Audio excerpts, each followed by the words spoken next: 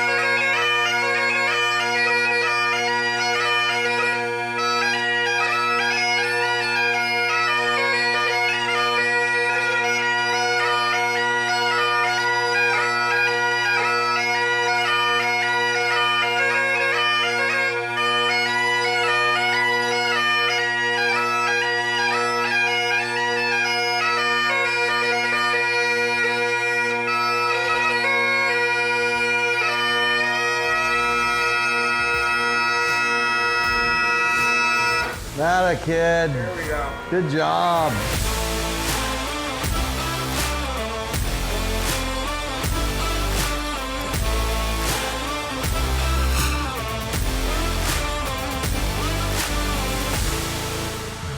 So the district calls up and it's St. Patrick's Day. They want me to do a brief video thing about our band. I watched it. And and it was so ugly looking where I'd landed on my face when I fell in the shower. I had to go to Fred Meyer the night before and I bought an eye patch. Let's just talk about the eye patch in itself. Like, you were able to get one. I was able to find one, but then the irony was, they air that video clip on district TV, and the day that they air it, I must have gotten a dozen phone calls from people who all saw it and want to know, what did I do to my eye? What's the deal? Jacob, are you recording? Good. Do you remember the joke about that? No. Oh, okay. Let me tell you that one. All right. So the deckmate walks up to the captain of the ship, this pirate ship, and the captain's got a hook and an eye patch and a leg. Right. And the deckhand says to the captain, "Hey, Captain, how did you get that hook on your hand?" Well, one day we were in this massive sword fight and I got me hand cut off and they replaced it with this hook and that's how I got me hook. Oh, well, how did you get the peg leg? I was in another battle and I got me leg cut off and they gave me this peg leg. Well, why do you wear a patch over your eye? Well, one day I looked up in the sky and a seagull shit in me eye and I wiped it out with me hook. Yeah. You wiped with the wrong hand? With the hook. With the hook, yeah. Yeah. You told me that joke. Probably, You did. 60 years ago? Well, a long time ago. Yeah. Hey, and by the way, cheers to you, sir. Sláinte. Hi. All right, everybody, we're here with the Frontline Outfitting Podcast. And today is an absolute pleasure to bring a lifelong friend, Tim Burr, on and get to hear his story of, his childhood, how he got into bagpiping, how it affected my life and all these other people. And, we're going to talk about your dual citizenship and all these fun things and the Dropkick Murphys and all kinds of stuff. So Right. Everybody, I want to introduce Tim Burr. Okay, there we go.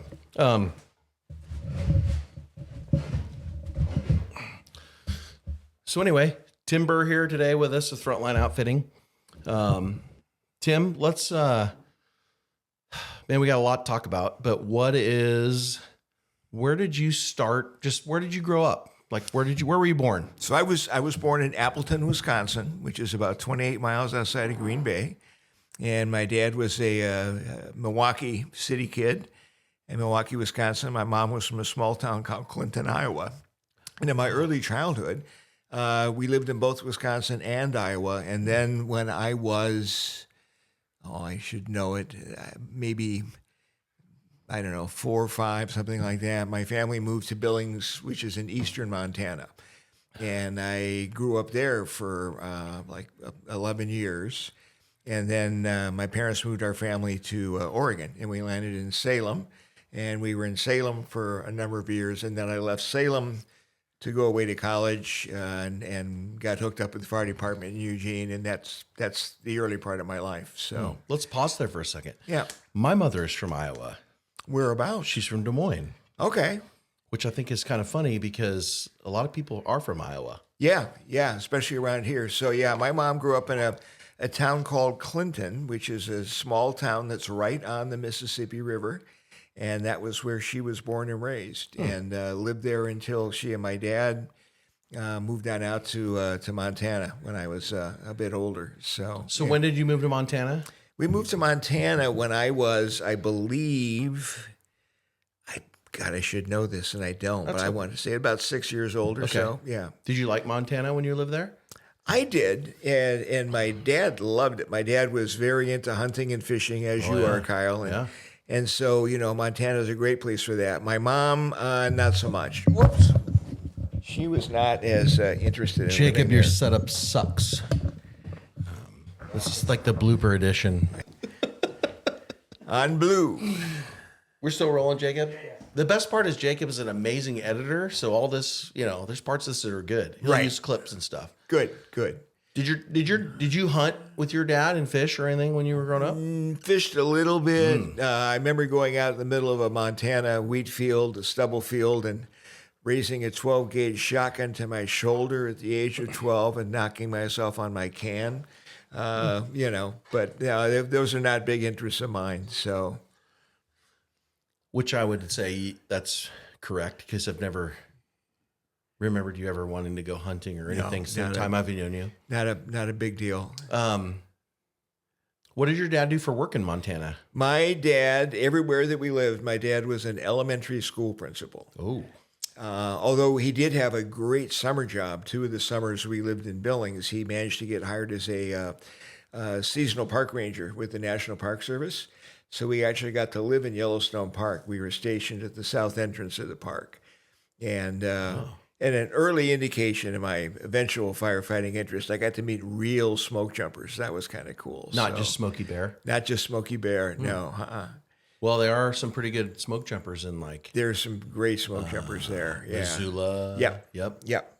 Oh, that's awesome. But we did that, and then it was summer of '64. We moved to Oregon and landed in Salem. My dad got a school principal's job there, and we landed there, and we were in Salem until I got out of high school.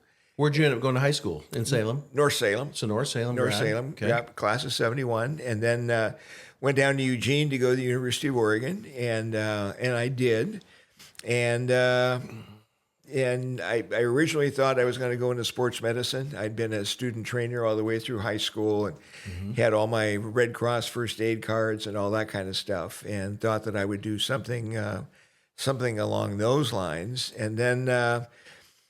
I got bit with a bug. There were 2 major influences in my life. There was a TV show that used to be on Saturday nights on NBC called Emergency. Love that show. And it was about 2 LA County firefighter paramedics, and I never missed an episode of that. And then the other influence was a book. There was a man named Dennis Smith. Dennis was a New York City firefighter, and he worked in the South Bronx in what was the busiest firehouse in New York City. And he wrote a book about that experience called Report from Engine Company 82.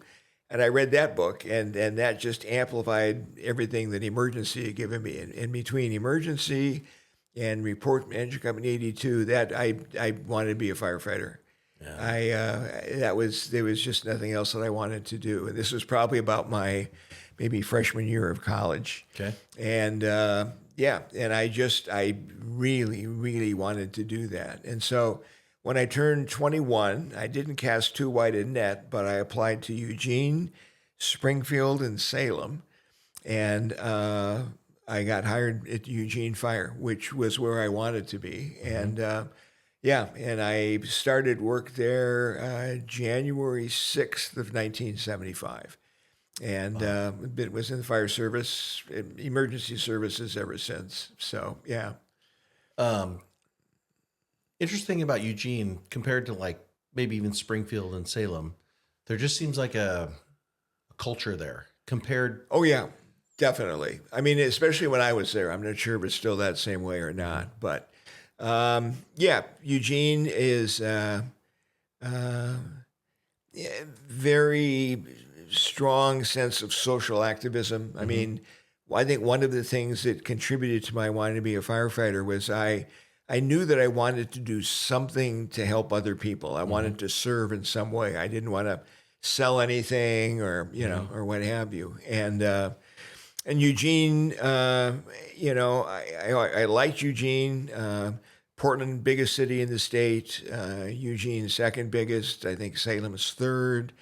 So it was a pretty good size place, and a fairly busy one. But I, like I say, I tested with those 3 fire departments and got the call from Eugene, which is where I really wanted to be. And January 75 is when I started. So Okay, so when you got hired, now, I mean, I've tested. We'll talk about that later. Right. But, requirements nowadays, but I probably wouldn't get hired today. Well, okay, so you want to be a firefighter in 75, right? Right, okay. right.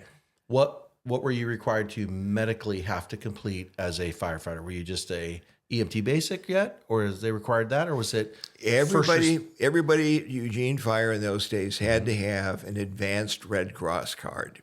Okay. I was the 7th. I wasn't EMT 1, and I had gotten that. So when I was in Eugene going to school, the local Red Cross chapter had an emergency services unit, which was kind of like a non-transporting rescue unit, and they would do standbys at community events and the like. And I signed on with that unit and was a member, and that was enough to get me accepted into EMT 1 training at Lane Community College. Yep. But when I was hired at Eugene Fire, I was only the 7th EMT that they had on the job. Everybody else was just American Red Cross. And at that time, did they have a transporting ambulance service with medics? No, we had a private company that did advanced life support and transportation. Okay. The fire department was a non-transporting first responder, basic BLS first responder. So, in fact, when we started, I mean, we had the old E&G light port resuscitator, which was like a steamer trunk, and we managed to convince the department to upgrade to a better type of resuscitator. Yeah. We got Plano 747 tackle boxes, so we could start carrying stuff like BP cuffs and stethoscopes and that kind of thing. So we upgraded what we had quite a bit when I started there, but when I started, it was very, very basic. Yeah. Putting the wet stuff on the red stuff and going to that car was crashes. it. And occasionally doing a medical call. Yeah. Wow. But I remember working for captains, veteran captains with many years of experience, and they would kind of look me in the eye and they'd say, "Kid, I'm the captain. I didn't sign on to do this medical stuff, and I'm in charge unless it's a medical call, and if it's a medical call, then you tell me what to do." Oh. So, yeah. Okay. So, well, good for you. So how long was your basic probation academy or probie academy? 4 weeks. Wow. That was it. So we started, it was Monday through Friday for 4 weeks. And on the Friday of the last day, a third of us would be assigned to firehouses around the city. And we basically work on the street after that. I mean, we had tests we had to pass and things like that, but as far as the basic training went, no, it was essentially, I was doing, I think we had something like 17 different types of hose layouts, and we did a certain number of ladder raises. We had to know, we had to be able to don in those days, a Scott air pack, and something like 30 seconds or less. Mm-hmm. And yeah, it was pretty much the basics. So Wow. yeah. Okay. Was Prefontaine in Eugene when you were there? This is very ironic.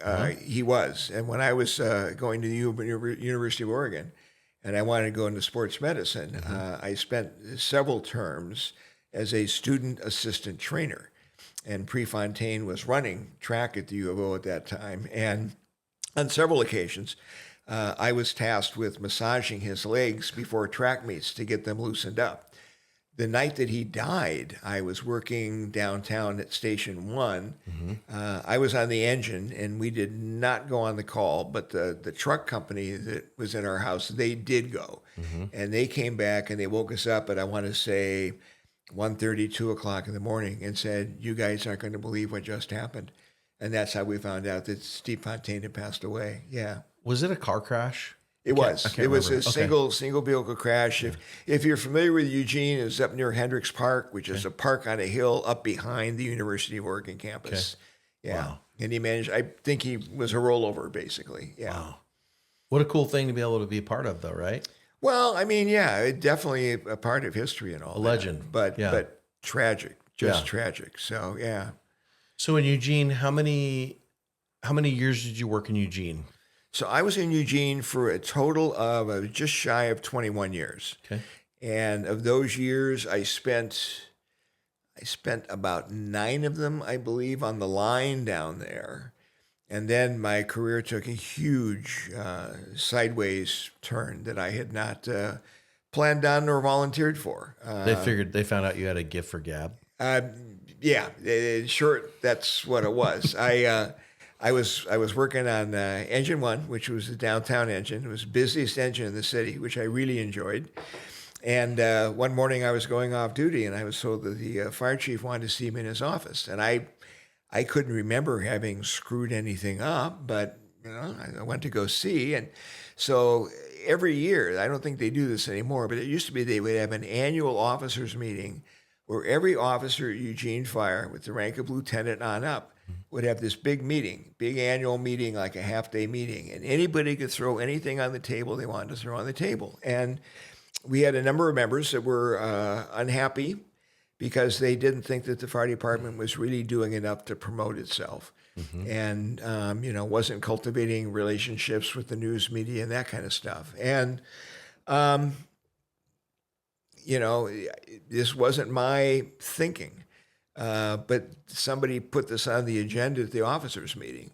And in those days, Eugene Police had, I think it was 3 officers on a special team, and they did crime prevention and went to neighborhood meetings, were the spokespeople with the media when they needed someone to do.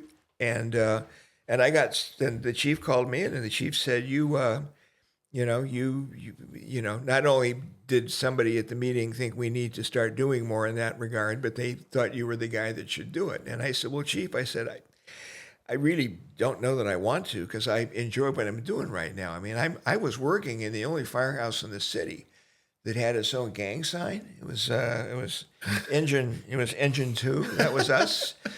And the chief said, well, he said, I'm not going to create a position. We can't afford that. I'm asking you to carry a pager and be a PIO on an as-needed basis while still working 56 hours a week in a city firehouse. And I was like, okay, you got a deal. And so for the next 4 years, I was the Eugene Fire's first PIO. But it was while I was still working full shifts in a fire station.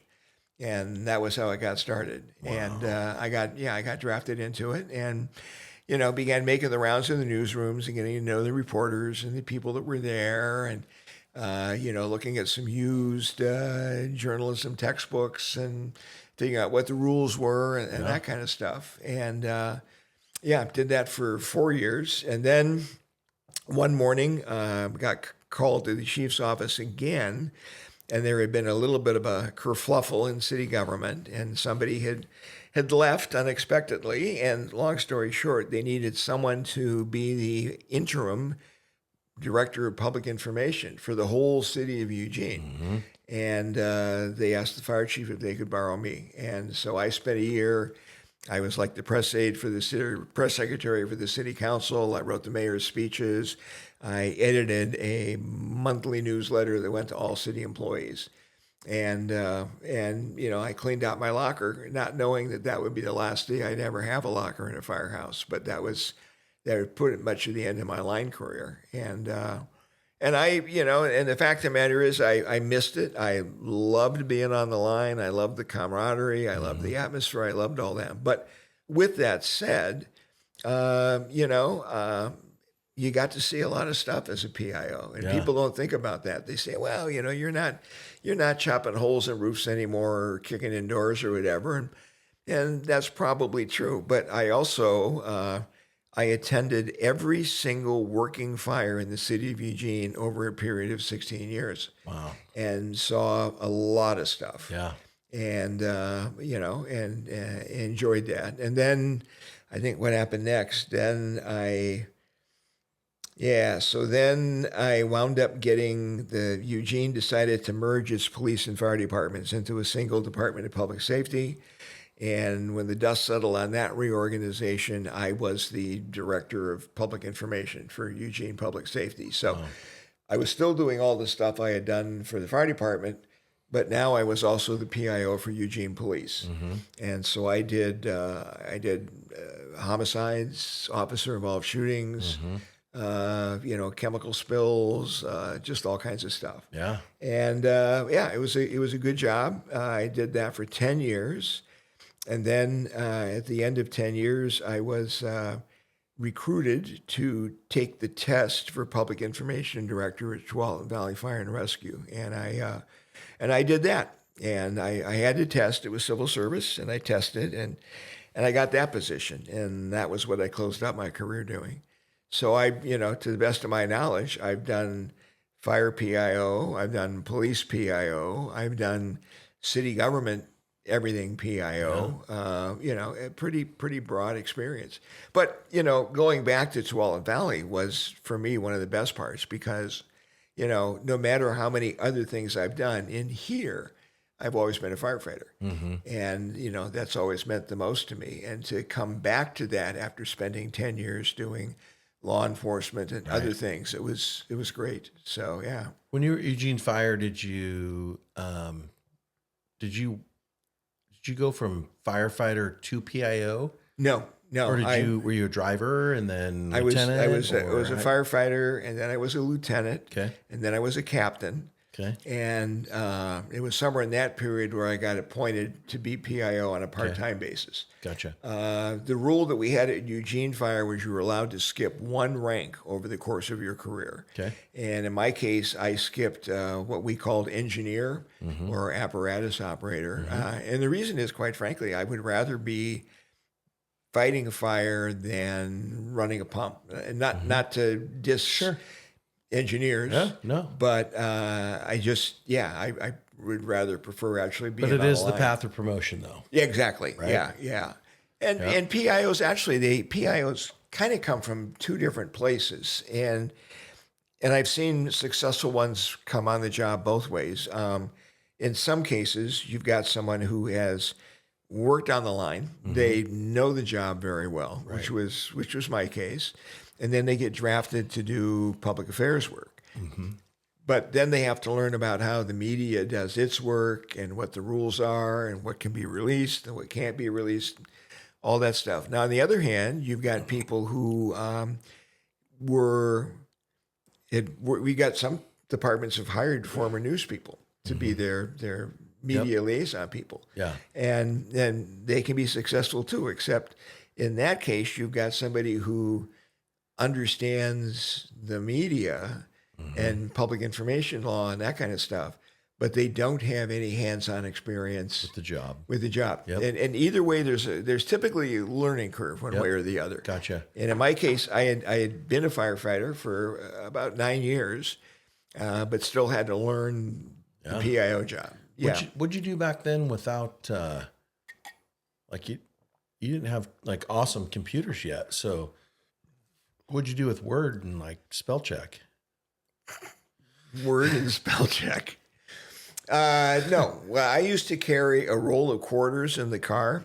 So when something happened, I could find a nearby phone booth and had a laminated card with all the newsroom phone numbers on it. And I could call them on the phone and tell them what was going on. Oh, phone a friend. Yeah, phone a friend. Exactly. Give me a clue. And what was the other thing? I actually typed news releases on a manual typewriter. So, Wow. yeah, old school. If anybody doesn't know what a phone booth is, it's a box that's got a phone in it that it wasn't in your house that you could call people on. Right. Yeah. So no, that's how we did communication then. It was either on the telephone or what we had at Eugene was we had a fax machine in the police station, and we would type up news releases and then we put them in the fax machine, which was programmed to send them to all of the local newsrooms. Yeah. And that's how we would communicate. Yeah. Cool. So what year did you take the job at Tualatin Valley? Let me think.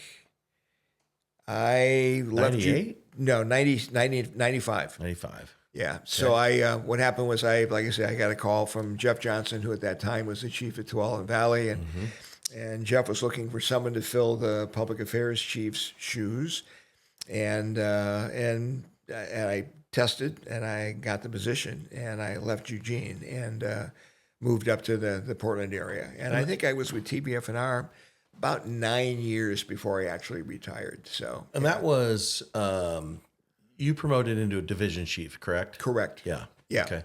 So that was TBF&R had at that time. It's different now, but at that time they had like 6 division chiefs.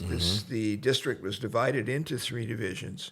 Each one had a division chief in charge of it, and then there were 3 work groups: fire prevention, maintenance, and public affairs. And each of those had a chief in charge who carried the rank of division chief.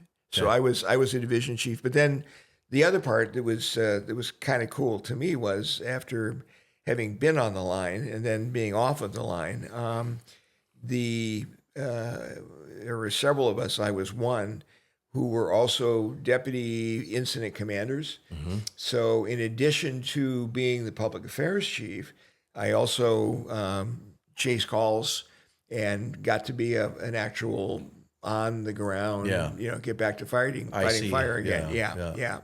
And that was good. And then I was on a state incident management team for 5 years. So yeah. Well, there was a time frame when, and I know TVFR is very progressive, and they still are. But what an agency that you worked for that was really paving the way on the West Coast for progressive, right? Yeah. I mean, I think that's Jeff Johnson was a without boasting. I think that's fair to say. Yeah. Very.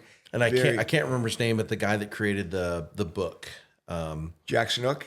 Snook. Yeah, I remember doing a mutual aid fire with him in Sherwood one time, and I just remember he was like a kind of like a whole nother. That guy was like an incredible mind. Yeah. And he had been the chief of Tualatin Valley, and unfortunately he had a heart issue and had to have a heart transplant, and that was the end of his active duty days. Okay. But before he came over to Tualatin Valley, he was the chief in Lake Oswego for a time. Yeah, and still very, by those old enough to remember him, highly regarded. Yeah. Okay, we're going to pause for a second because I want to come back because there's an important part that we missed that's super important to this whole story. Tell me about how you got started in bagpiping. Okay.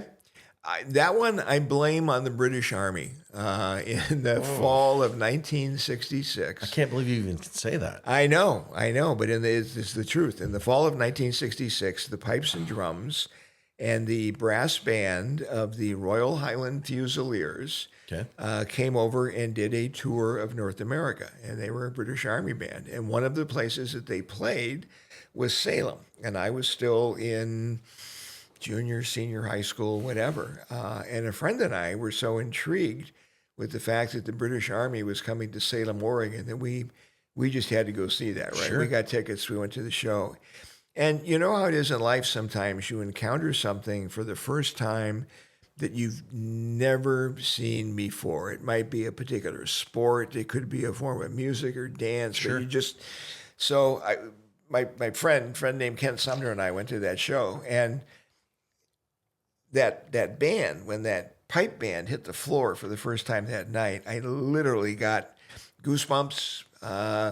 I got chills. The hair stood up on end. I mean, it was just amazing. And I had never heard that kind of music before. And, I don't know what the spark for it was. I am of mixed German and Irish heritage. So maybe it was some Celtic gene in the Irish side. Maybe. But you do have dual citizenship, correct? No, I don't. No, okay. not yet. Not yet. So, what is your Irish? What county is your family from in Ireland? County Antrim, which is in what is now Northern Ireland. Okay. So I went to that show and heard this band play, and I was just awestruck. It was just the coolest thing I'd ever heard. And what I wound up doing was I wound up buying old 33 1/3 vinyl albums of pipe band music. Okay. And at that time, most of the albums out there were all from British Army bands. It was the Scots Guards and the Black Watch and the Royal Scots and all that. And I began spending my allowance on those recordings and listening to it. And the more I listened to it, the more I reached the point where it's like, I want to do that, And so I don't know how much you know about the pipes, but the chanter is the pipe that you play the melody on. Right. And so they make an instrument called a practice chanter, which is a scaled down chanter that you practice the music on. And I had acquired there you go. So that's the chanter. And I had acquired a practice chanter. But I wasn't getting anywhere. If you don't have an instructor or whatever, it's like, so I had a practice chanter. And then it turned out my dad, as I said, was a school principal, ran into a former teacher of mine one day who said, what's Tim up to? And I'm sure what my dad said was, oh, you'll never believe what that crazy kid wants to do now, right? And as luck would have it, she knew a man who had emigrated from Scotland, like back in the 60s. And he was a piper. And he was at a point in his life where he wanted to pass it on to somebody else. Mm-hmm. His own son was far more interested in rock and roll guitar than he was in bagpipes. And so he took me on as a student. And the only condition was that when I got good enough, I had to join the civilian pipe band that he was playing in. And that was a band which no longer exists. It's called the Albany Scottish Pipes and Drums, based down in Albany, Oregon. Okay. And so I spent about a year, which is what it takes most people on the chanter to get up on the pipes. Mm-hmm. And then I wound up joining the Albany Scottish, and I played with them. And then I wound up, so at that time, Oregon had what we were told, at least, was the only military pipe band in the United States. And that was the Oregon National Guard Reserve Pipes and Drums. Mm-hmm. And so in order to be a member of the Oregon National Guard, you had to have prior active duty military experience, unless you had a skill that the Guard Reserve really wanted. And in 1972, they formed a pipe and drum band. And so several of us that played in the Albany Scottish got our arms twisted into joining the National Guard band. And so we did that, and I played with them. In fact, the one thing that we did, the biggest thing we ever did, was 1981, the Guard Reserve Pipe Band was invited to play in Ronald Reagan's first inaugural in Washington, D.C. So we went back there and just froze our tails off. The day of the inaugural was like 17 degrees in the district. Good for the pipes. Oh, great for the pipes. Yeah. In fact, we had one guy who was very sad. He was playing a set of pipes that had belonged to like his grandfather from World War I. And one section of the pipes longitudinally just split because it was so cold. Wow. Yeah. Yeah. And I'm trying to think, if I can tell the story or not. We had one funny one that I think this is it. Yeah. So we were in a staging area next to the Texas Longhorns Marching Band. Okay. And this was the day that the American hostages got back from Iraq, whatever. Okay. Remember that? Yep. They got released. Yep. And so there were a lot of people that had key roles to play in the hostage release and in the inaugural ceremony. So the whole day was kind of hurry up and wait, it was kind of waiting game until we could play. So we're in a staging area next to the Texas Longhorns Marching Band, and we have a couple of Texas Longhorn cheerleaders that have wandered back to look us over. Sure. And they said, wow, sure is interesting, all the different plaids you all are wearing. Mm-hmm. And one of the guys next to me says, you better take a good look because this will be your last chance to see some of these tartans. And she said, well, why is that? He said, well, that guy with the mostly red kilt on over there.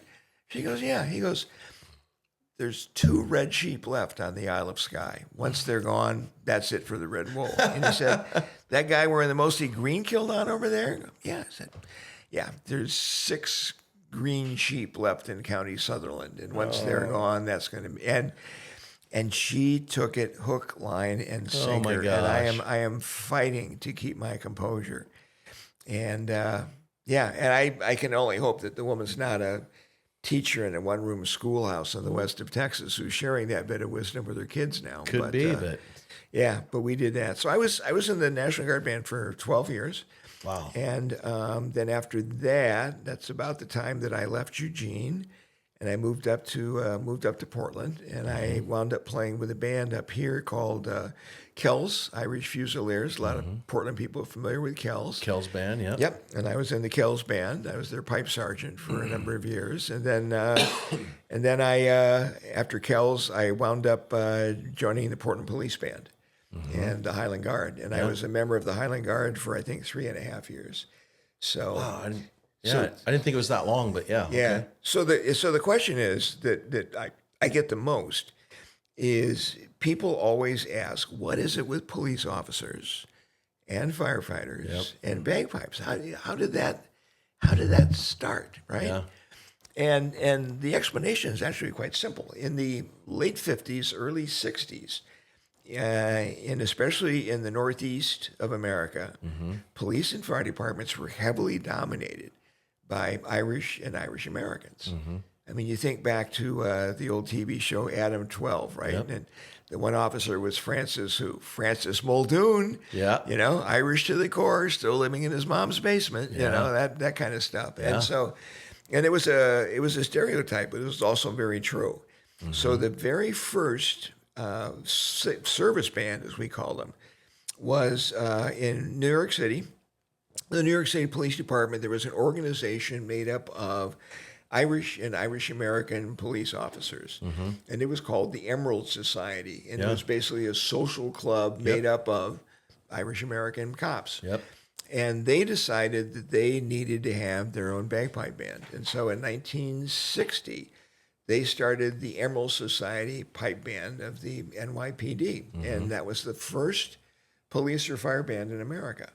Well, And what year was that? 1960, Okay. right. And then, you know, because there's always some good-natured competition between police and fire, FDNY came along in 1962, and they launched their Emerald Society Pipe Band. And in the beginning, that tradition was largely based around the Northeast. It was New York. It was, you know, eventually it was Boston and Chicago and all that. But then it began to spread. It began to grow a little bit more around the country. But where it really took off was post 9/11, because all of a sudden, all over the country, people are seeing, if they're not seeing it live, they're seeing videos of the services back in New York. And in the case of a lot of departments, both police and fire say, we got to do that. We got to start one of those. And so our band, Tualatin Valley, actually started in 2000. And, you know, sadly, tragically, it takes about a year for someone from the time they first pick up the chanter until they can play a full set of pipes. And so we had gone through that drill, and we had about 9 pipers, I think, and about 3 drummers in our band. And our band's first public performance was supposed to be the City of Tigard's 40th anniversary. And that was scheduled for September 11th, 2001. So that event got scrubbed. Didn't happen that night. Correct. But by then the word was out that, hey, you know, local firefighters have got a band. And so we really hit the ground running. And the reason was we had, you know, the nature of Tualatin Valley's jurisdiction at that time, we had like 9 different cities that we protected, and every one of them had to have their own 9/11 memorial event. Yep. And so we hit the ground running, doing a whole bunch of those things. Yeah. And then around the country, what happened was, again, as more and more departments saw those services taking place, they had to start their own bands, and so that really was a huge shot in the arm. Yeah. You know, so. Yeah. And now I just was tell me the other day, ironically, the tradition is still pretty strong, but the Irish are no longer the dominant ethnic group at the FDNY. The dominant ethnic group at the FDNY are the Italians. So Yeah. and in fact, the other thing that's happened is that tradition has become so accepted. You don't need to be Irish anymore to be in a band. I mean, you know, these bands have people from all different nationalities and whatnot. And it's reached the point where you cannot lay a Latino motor officer to rest without having somebody play Amazing Grace at the graveside, regardless of where their parents came from. Correct. So, yeah. That's culture. It is. The culture is awesome. Yeah. I remember reading like a long time ago that, you know, back in the day when people were coming to Ellis Island and Boston and, you know, from Scotland and Ireland and Wales and the UK, you know, they actually were larger statured people. Yeah. And they fit well in the fire and police service, you know, Right. and things like that. So that it, you know, and that's how a lot of that stuff started too, where pipes were getting played at someone's funeral just because that's what they did in Scotland or Ireland or wherever. Right.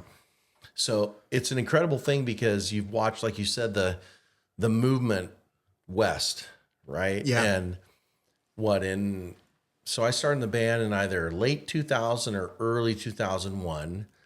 And I remember, what year was Seattle started? Because we helped some people get started. Seattle was a few years after us. Maybe 2004, Yeah, maybe 2003. Somewhere in there. It wasn't very long, but shortly. And so ours was the first service band in the Pacific Northwest, and then Seattle was the second service band in the Northwest. Yeah. And did they not count Portland Highland Guard for that, or what was? Well, they were talking about fire bands. True. Yeah. So in the case of fire bands, Highland Guard, they were actually the first and for a long time, the only law enforcement band in the region. Right. And because I wound up getting drafted, I got asked if I'd play with them, and I played with them for, I think, 3.5 years. And but at that time, anytime that there was a law enforcement fatality in the whole Pacific Northwest, it would fall to the Highland Guard to perform because they were the only law enforcement band in the region. So yeah. Gosh, it's incredible how that's, like you said, 9/11 was a huge thing. Right. I mean, I can think about things that we did in Cornelius and all. You know, we did them on Veterans Day, and the services or the gigs we've done all over the state and even in the Northwest are crazy. Right. So and the thing that I find interesting as a fire person is when I look back on it now, I'll tell you who's really sustained the most losses tragically is the wildland community. Yeah.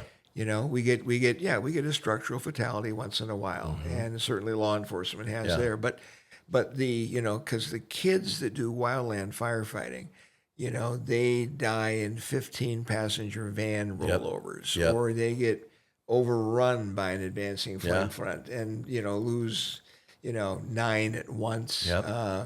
When I think back on the events that we've played over the years, that's who's really taken a big beating. Yeah. But, it's why we do it. It's a way, I think everyone in our band has their own reason. I just know for me, the job gave me an awful lot. I mean, I was very, very lucky, and the job gave me some amazing opportunities. For me, it's a way of just giving back, and honoring those who have fallen, and it's a way of showing respect for their families. And there's a whole bunch of reasons why it's a good thing to do. Yeah. My biggest problem is as I get older now, I'm starting to have a few health issues, and I'm I'm not quite as upright as I used to be, and I'm not sure how much longer I'll be able to keep doing it. But I've been playing now for 56 years on pipes. Wow. And then our band celebrated its 25th anniversary just last year. Yep. So, yeah. Yeah, that's awesome. So let's talk about Tualatin Valley Pipes and Drums. So, man, what a ride. Yeah. I left in 2015, but up till then, we did some awesome stuff. Yes, and you've we done did. stuff since, I've been gone, but there was a time frame where I felt like we were just rolling in the coolest things that you could ever imagine. Yeah. I mean, we did things like, again, there was no Portland Police or Fire Band, and so we got invited twice to go to Mexico as part of City of Portland Sister City visits. Yep. And we got to play down there, and the natives didn't know what to make of us because men don't wear kilts in Mexico, so they'd never seen that before. And we did. We played for the Dropkick Murphys, if anyone's familiar with them. Great Irish punk band out of Boston. Times. Yeah. 3 times in a very short period. Short period of time, right? Yep. And we played, and we did it, I think, like twice in Portland and once in Boston. And I thought it was twice at the Roseland Theater and once at the Crystal Ballroom too. yes, Is that it was. correct? And then there was one trip to Boston on top of that. Yeah, and that, the problem is not really a problem, but the fact of the matter is we are we fund ourselves. We're a very poor band. We don't have a whole lot of money. And so when opportunities come up like that, it's like, who can afford to go? Yeah. And we get some folks that can go. We got some folks that can't afford to go. Yeah. But those that can't afford it, I mean, they come home with some just amazing memories because we did, we did Boston. We did, there's a couple on my mind that are just slipping away right now. But yeah. Well, how about your connections, right? You think about Bob Blake from the Boston Gaelic Fire Brigade, right? Right. Jimmy Mack from Boston. Yes. I mean, people that you stay in touch with that are, I don't know. It's a cool thing that. Yeah. And people talk about, I think this is true of any public safety profession. We always talk about that sense of brotherhood that we have, right? Being a firefighter is being part of the brotherhood. Yep. Ditto with police officers. Yep. But the fact of the matter is that when you take that brotherhood and then you take that percentage of it that plays in a pipe and drum band, then the world gets very small, very fast. And, we've been lucky enough to go to Colorado Springs a couple times for the IFF Memorial. Amazing. And, every time you go there, there's some bands that you haven't met before. And so over time, you start swapping email addresses and, and that kind of stuff. And you get to know more and more people. But what a place to go where there's 200 pipers and 100 drummers. I mean, that is, it's incredible, right? It is. And marching down, I don't know what road it is, in downtown Colorado Springs. And we went up into that pub and, it was an something O'Brien's or something like that. Yeah, it's... it's tip of my tongue. I can't think of it. Yeah, but it's an Irish place. Yeah. I mean, I remember going even to Kells, on a St. Patrick's Day where we marched through a single file, and I remember my arms being so tight because there were so many people and we're just, and people just going crazy. Yeah. It's iconic. Well, and people tend to like it. I mean, there's a lot of jokes about bagpipes. And, and noise. Yep. But, by and large, people really like that music. Yeah. Although, there is a story. There was a guy from one of the civilian bands in Portland a couple summers ago. We had that heat wave going on, and he took his kilt to the cleaners downtown, and the day came to go pick it up. And he goes down, and, he realizes he's parked his car on the street. He doesn't have any air conditioning in the car. He's got his windows rolled down. He's got his bagpipe sitting in the backseat of his car, just out there in the open. It's very hot and very stuffy. And so he goes back and he has no change for the meter, but he wants to try to plug the meter and retrieve his pipes before he gets towed or gets a ticket or whatever. Right. So he opens the car door and he looks inside, and he's It's too late. Someone's already left 2 more sets of bagpipes in the backseat of his car. So, yeah. Yeah, you wouldn't want Robin Long to come by and ticket you. Oh, right? my God, yes. What a guy. I was just asking a guy, Jeff Helfrich, who was a cop down in Portland for a long time. I recognize that name. Okay. Yeah. I met him at a peer support conference, and it's a super great guy. He was on mounted patrol and all this stuff, horses and whatnot. And anyway, we're talking about, I go, hey, did you ever work with Robin Long? He's like, oh, man, what a legend, you know? Yeah. I'm like a cool little beat cop. Like, Robin was a drum major in our band when we needed him. Yep. And he was just the calmest, coolest dude. Yeah. Smoking his cigarette. Great And- sense of humor. Oh, man. So he, Like- this had to have been right around the time that COVID broke out. But he'd retired from the police bureau. He was working for the private outfit that hires only retired Yep. law enforcement people and patrolled like downtown, Yep. right? Yep. And so one day I'm downtown with a friend of mine, and we're driving down the street, come to a crosswalk, and there's like 3 of these guys from this private security outfit crossing the street. And I realize one of them is Robin, and he looks over at me, and he grins from ear to ear, and I've got my car window down. He walks over the car, he sticks his head in the window, and he gives me a big kiss on the lips. And it's like, my God, that's what the family's like. Yep. So, yeah. I do want to, like we were talking about Dropkick Murphys, I want to give a big shout out to Josh Wallace. Absolutely. Scruffy, longtime piper with Dropkick Murphys. And, you know, we'll put a picture of him up here during the podcast. But And he's now working in law enforcement. and what county is it? It's Plymouth County. which is the county immediately south of Suffolk, which is Boston's county. Okay. Yeah. But what a 10. Oh, yeah. Royal Canadian Army, correct? Army, correct, yeah. Piped in the Army, right? Yep. And then somehow got hooked up with the Murphys and replaced Spicy McHaggis. Spicy McHaggis. Yes. Yep. Yeah. No, and Josh is, despite that kind of hard man appearance, he's one of the nicest people I know. He's just- awesome. Yeah. But wonderful. Ken Casey and those guys were great. Oh, they were. They were. Yeah. I just think that how they treated us and allowed us to be a part of that was amazing. Yeah. Yeah. And so many good memories. The only thing that makes me sad about the whole thing is, Lisa took a bunch of video of that and it was choppy. Like Right. there's some reason why it chopped, Okay.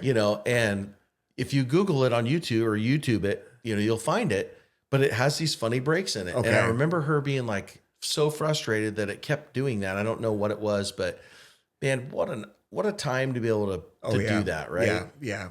No, it was funny. They came out here, did a show one summer, and it was up the Columbia River. I can't remember. It used to be, it was just like a great big farm. Like the gorge. Yeah. Yep. But not the gorge amphitheater. Gotcha. This was like a farmer's field, but he Okay. used it as a concert venue. Yeah. So anyway, I take my kids up there because they wanted to see all the bands that were playing, and we go up, and I just happened to throw on a Boston Gaelic Fire Brigade t-shirt. And so we stopped by the Murphys merch tent, and Josh is there, and he sees my t-shirt, and it's like, do you know those guys? It's like, oh, yeah, I played with them before. And he's like, well, listen, when we come back, I'm going to call you. Give me your contact information.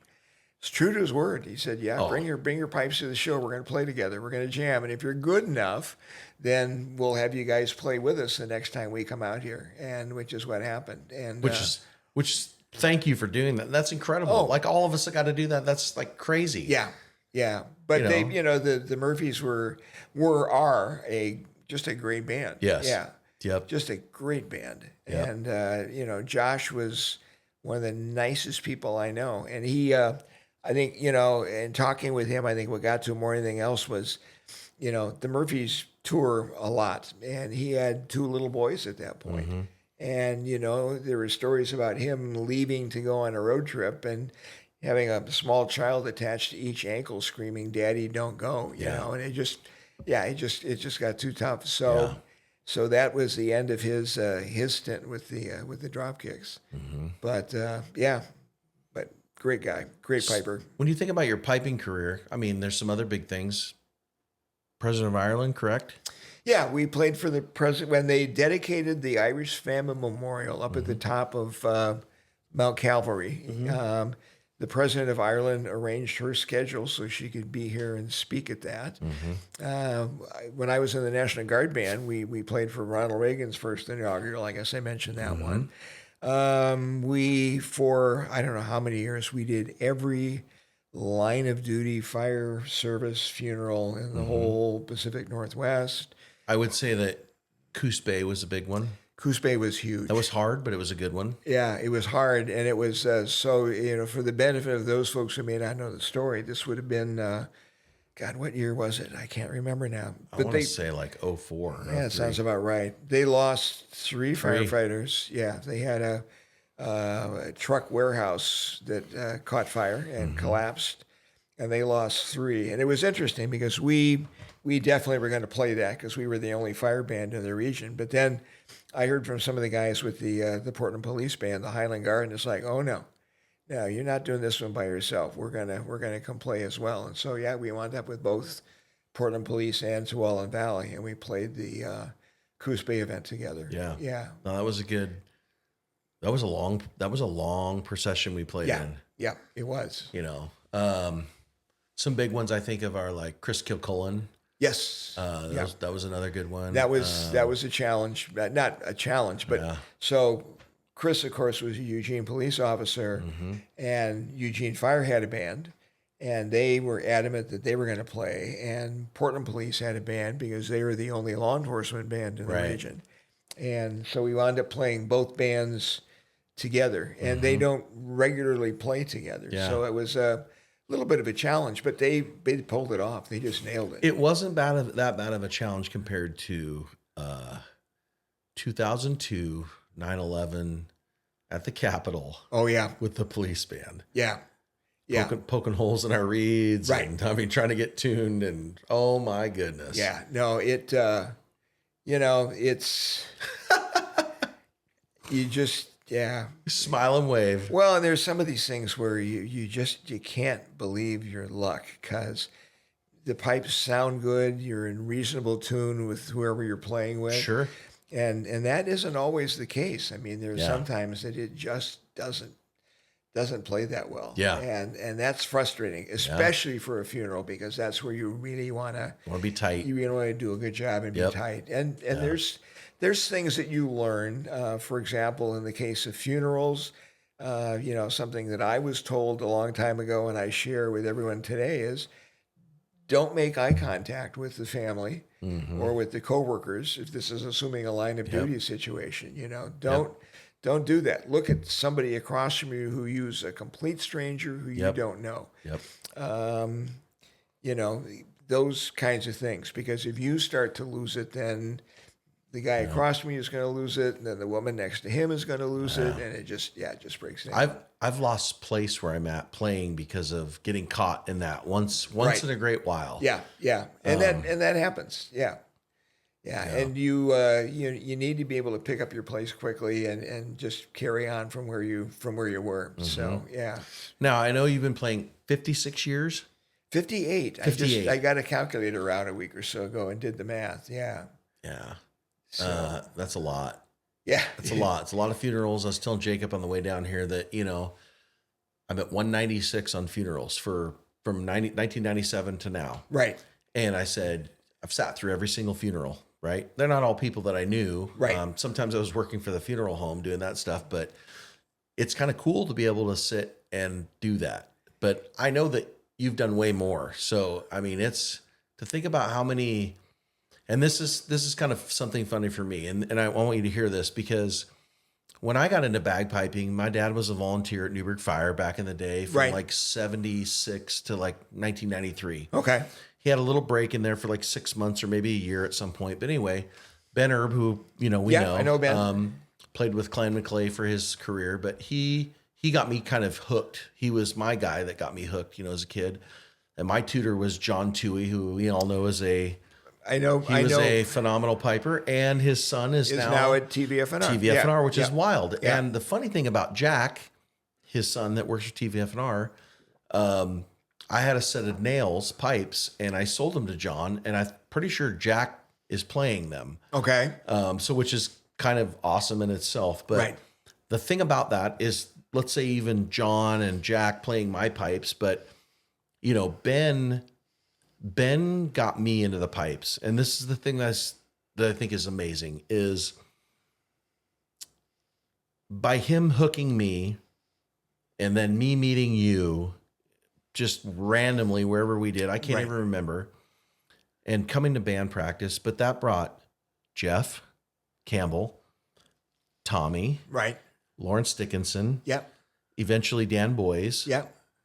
You know, I don't know if Barry Quinn counts because he was doing the bass at the same time. He was kind of volunteering at Newburgh at the same time. Right. But we got these people from Newburgh that kind of jumped in. We had just a ton of Newburgh people at one point. We did. Yeah. But what my point is about it is Ben Erb, and I've talked about this before on a podcast, but Ben Erb hooked me, and he did his thing. But Jeff has done his thing for here, and I forgot Alex. Yeah. But Alex has done his thing here, right? And what you don't realize is the people you've inspired have done, all the people that you started the band, Right. they've gone and done other things where it's incredible that a person, you can affect so many lives in so many ways that's positive and shared that culture and that camaraderie and that honor.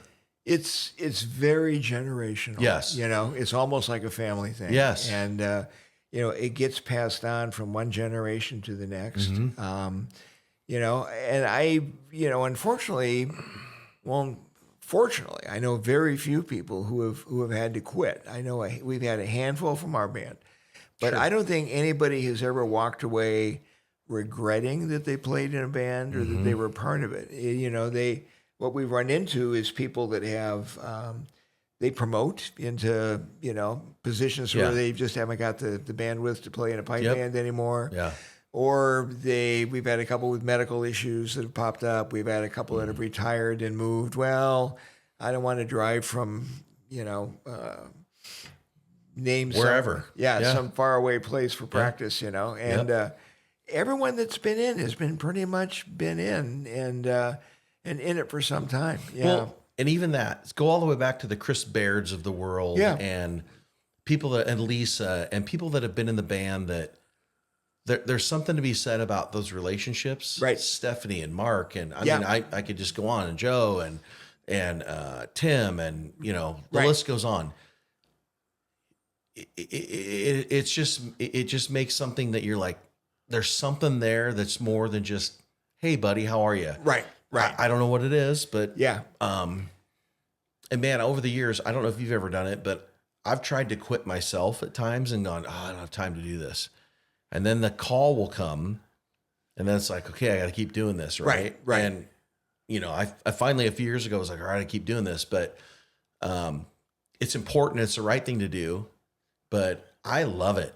I love going and just serving people and giving them that final ending that they deserve. Yeah. And I don't know. Yeah, no, I enjoy it. Even, and it's one thing if you're playing for someone that you know versus a complete stranger, but in either case, you still feel like it's something important that you're doing. You're giving that family something that they might have a hard time finding elsewhere. Yep. It's a connection. Yeah, it is. Yep. It is. And it's, like I say, tradition.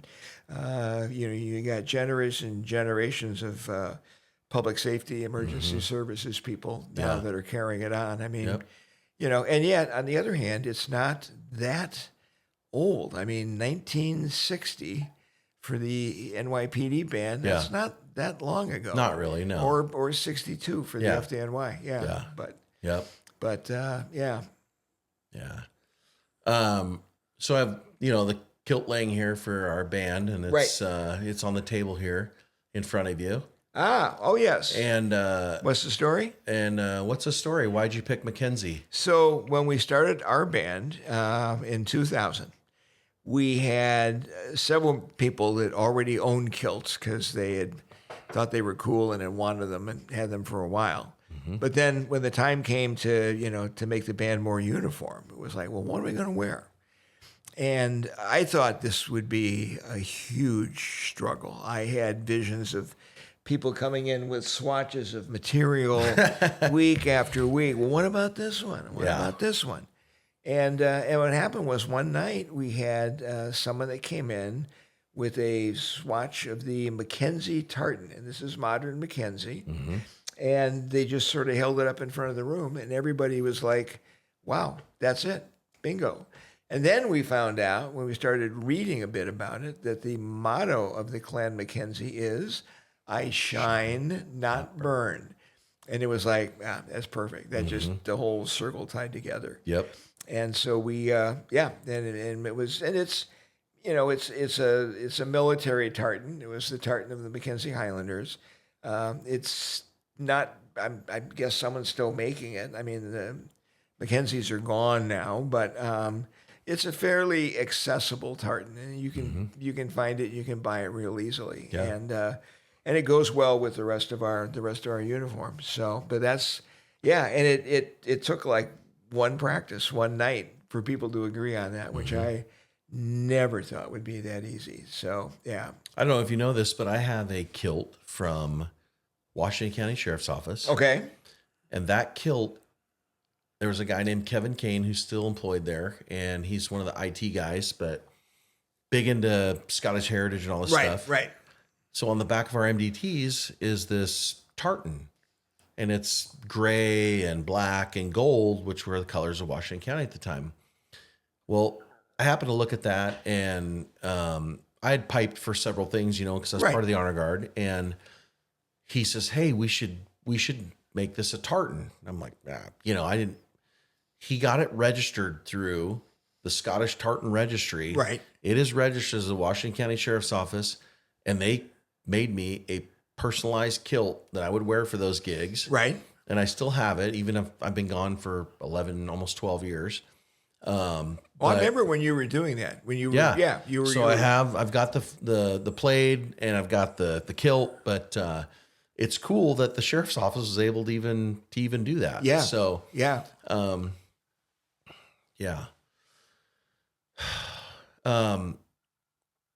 What do you think your biggest? What's your something that just takes you memory wise? What's been something that's super special to you doing this your entire career? Wow. What defines Tim Burr as a firefighter and a bagpiper?